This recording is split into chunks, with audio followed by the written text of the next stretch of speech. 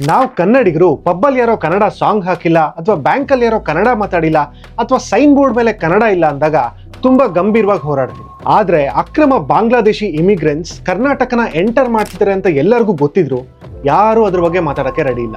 ಎಷ್ಟೋ ವರ್ಷಗಳಿಂದ ಈ ಪ್ರಾಬ್ಲಮ್ ಇದೆ. ಆದ್ರೆ ರೀಸೆಂಟ್ ಆಗಿ ವೆಸ್ಟ್ ಬೆಂಗಾಲ್ ಅಲ್ಲಿ ಹೊಸ ಗವರ್ಮೆಂಟ್ ಬಂದ್ಮೇಲೆ ಅಲ್ಲಿರೋ ಇಲ್ಲಿಗಲ್ ಬಾಂಗ್ಲಾದೇಶಿಗರನ್ನ ಟ್ರ್ಯಾಕ್ ಡೌನ್ ಮಾಡಿ ವಾಪಸ್ ಅವ್ರ ದೇಶಕ್ಕೆ ಕಳಿಸ್ತಾ ಇದ್ದಾರೆ. ಅದರಿಂದ ತಪ್ಪಿಸ್ಕೊಳ್ಳೋಕೆ ತುಂಬಾ ಜನ ಬೇರೆ ರಾಜ್ಯಗಳ ಕಡೆ ಹೋಗ್ತಾ ಇದ್ದಾರೆ.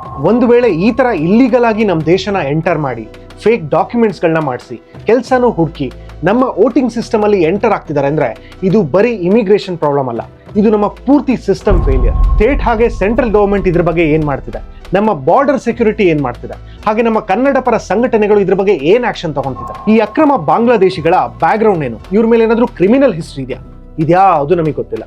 ಇಂಥವರನ್ನ ನಮ್ಮ ಪೊಲಿಟಿಕಲ್ ಪಾರ್ಟೀಸ್ಗಳು ಜಸ್ಟ್ ಒಂದು ವೋಟ್ ಬ್ಯಾಂಕ್ ಆಗಿ ಯೂಸ್ ಮಾಡ್ಕೊಂತ ಇದಾರಾ? ಒಬ್ಬ ಫೈನಾನ್ಸ್ ಕ್ರಿಯೇಟರ್ ಆಗಿ ನಾನು ಇದ್ರ ಬಗ್ಗೆ ಯಾಕೆ ಮಾತಾಡ್ತಿದ್ದೀನಿ ಅಂತ ನೀವು ನನ್ನ ಕೇಳ್ಬೋದು. ಕರ್ನಾಟಕನ ಅಫೆಕ್ಟ್ ಮಾಡೋ ವಿಷಯ ಅಂತ ಬಂದಾಗ ಪ್ರತಿಯೊಬ್ಬ ಕನ್ನಡಿಗನು ಇದ್ರ ಬಗ್ಗೆ ಮಾತಾಡಬೇಕು. ಬರೀ ನ್ಯೂಸ್ ಚಾನಲ್ಸ್ ಅಥವಾ ಪೊಲಿಟಿಷಿಯನ್ಸ್ ಅಲ್ಲ, ನಿಮ್ಮ ಫೇವ್ರೆಟ್ ಕ್ರಿಯೇಟರ್ಸ್ಗಳನ್ನ ಟ್ಯಾಗ್ ಮಾಡಿ ಅವ್ರಿಗೂ ಇದ್ರ ಬಗ್ಗೆ ಧ್ವನಿ ಎತ್ತಕ್ಕೆ ಹೇಳಿ.